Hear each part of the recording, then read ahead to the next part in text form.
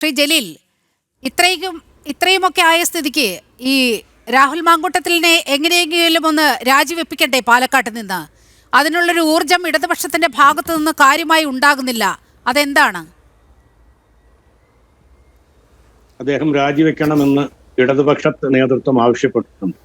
എന്നാൽ ഈ കുറ്റകൃത്യത്തിൽ അദ്ദേഹം നിരപരാധി എന്ന് കണ്ട് നാളെ കോടതി വിധിയുണ്ടായാൽ അദ്ദേഹത്തിന്റെ കഴിഞ്ഞുപോയ നിയമസഭാ അംഗത്വം തിരിച്ചു കൊടുക്കാൻ ഈ രാജ്യത്ത് എന്തെങ്കിലും വ്യവസ്ഥിതി നിയമ സംവിധാനങ്ങൾ നിലവിലുണ്ടോ?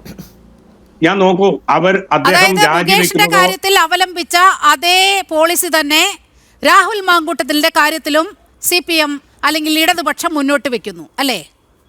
മുകേഷിന്റെ കാര്യത്തിൽ കൃത്യമായ നടപടി സ്വീകരിച്ചു. അദ്ദേഹത്തിനെതിരെ കേസെടുത്തു.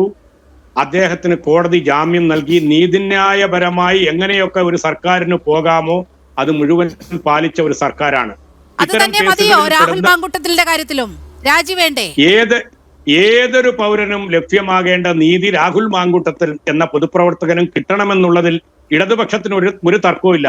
എന്ന് മാത്രമല്ല, ഇത്തരം വിഷയങ്ങളെ ഏതെങ്കിലും വ്യക്തിവിരോധത്തിന്റെ പേരിൽ പിണറായി വിജയനെ രാജിവെപ്പിക്കാൻ നടന്ന ആളാണ് രാഹുൽ മാങ്കൂട്ടത്തിൽ. എന്നാൽ ആ രാഹുൽ മാങ്കൂട്ടത്തിനെ ആ രാഷ്ട്രീയപരമായ വിരോധത്തിന്റെ പേരിൽ വ്യക്തിഹത്യ നടത്താനോ അദ്ദേഹത്തിന് ഈ ഒരു വിഷയത്തിൽ രാഷ്ട്രീയപരമായി ഹത്യ ചെയ്യാനോ ഇടതുപക്ഷ ധർമ്മമല്ല. ഇടതുപക്ഷം ചില പോളിസിയിൽ വിശ്വസിക്കുന്നവരാണ്. താങ്കൾ പറഞ്ഞല്ലോ, താങ്കൾക്ക് ഒരു കാര്യത്തിൽ മറുപടി പറയേണ്ടതായിട്ടുണ്ട്.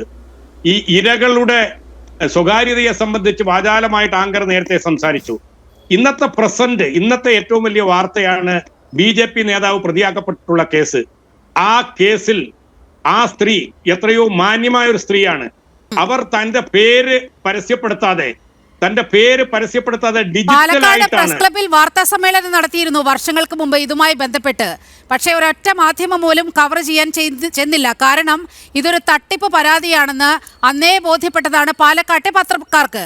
പക്ഷേ ഇപ്പോൾ അത് പൊന്തി വന്നതിന്റെ കാര്യം എന്ന് പറയുന്നത്, ഇപ്പോൾ ഈ രാഹുലിനെതിരെ കടുത്ത പ്രതിഷേധം BJP ഉയർത്തുകയാണ്. രാഹുലിനെ രാജിവെപ്പിച്ചേ അടങ്ങൂ എന്ന ദൃഢപ്രതിജ്ഞ BJP എടുത്തിരിക്കുമ്പോൾ ഇവിടെ സന്ദീപ് വാര്യരുടെ സഹായത്തോടെ ഈ പരാതി ഒരിക്കൽ കൂടി പൊന്തി വന്നതാണ്. ശ്രീ ജലീൽ, ഒരു വാദത്തിന് താങ്കളുടെ വാദം ഞാൻ അംഗീകരിക്കുന്നു.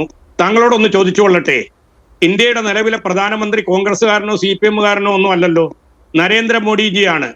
ഈ താങ്കൾ പറയുന്ന ഈ കള്ളപ്പരാതി കൊടുത്തു എന്ന് പറയുന്ന, ഈ അവിശുദ്ധമായ ഇടപെടൽ നടത്തുന്നു എന്ന് പറയുന്ന ഈ സ്ത്രീ കൊടുത്ത പരാതിയിൽ പ്രൈം മിനിസ്റ്റേഴ്സ് ഓഫീസാണ് പാലക്കാട് SP-ക്ക് നിർദ്ദേശം കൊടുത്തിരിക്കുന്നത് ഇദ്ദേഹത്തിനെതിരായിട്ടുള്ള പരാതി അന്വേഷിക്കണമെന്ന്.